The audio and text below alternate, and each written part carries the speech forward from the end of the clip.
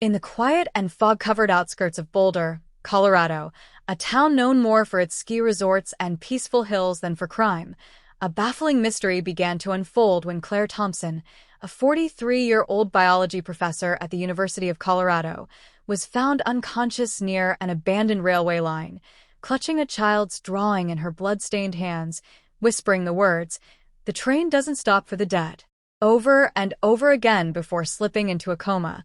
Detectives initially assumed it was a hit-and-run case or an accident caused by the icy weather. But everything changed when local authorities entered Claire's home and discovered her research papers shredded on the floor, a wall covered in timelines and maps marked with red string, and a voice recorder repeating a cryptic message.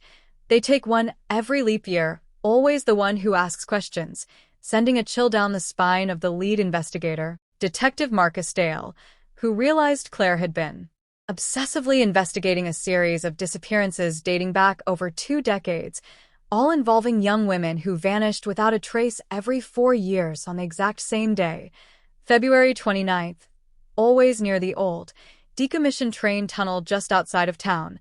When Marcus dug deeper, he found that the case files of these women had either been lost, misfiled, or mysteriously sealed by federal agents. And one name kept recurring across different reports: Dr. Malcolm Greaves, a former neuroscientist who went missing in 1996 after being accused of running illegal experiments on human subjects under the guise of sleep research funded by a now-defunct branch of the government.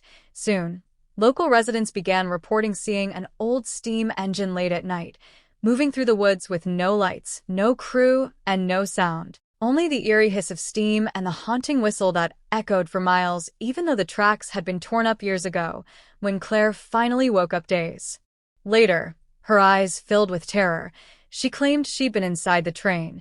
Not just any train, but one filled with people who hadn't aged a day, all staring blankly out the windows, dressed in clothes from different decades, and one of them, she swore, was her own sister Evelyn, who had vanished 16 years ago when she was only 18.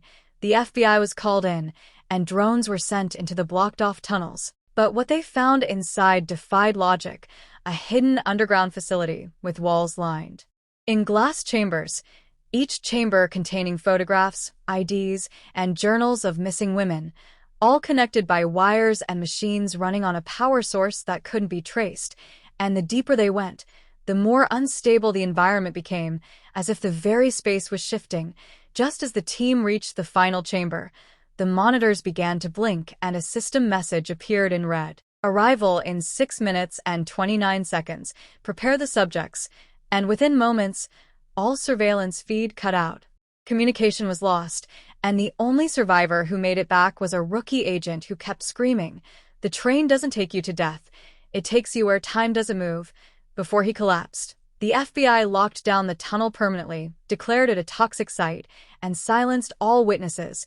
But last week, exactly 4 years later, a grainy CCTV clip went viral, posted by a local vlogger, showing a steam engine with no tracks underneath, gliding silently past his cabin in the woods. And inside the window, just behind the foggy glass, was the pale face of a woman holding a drawing, mouthing the words, "Help me."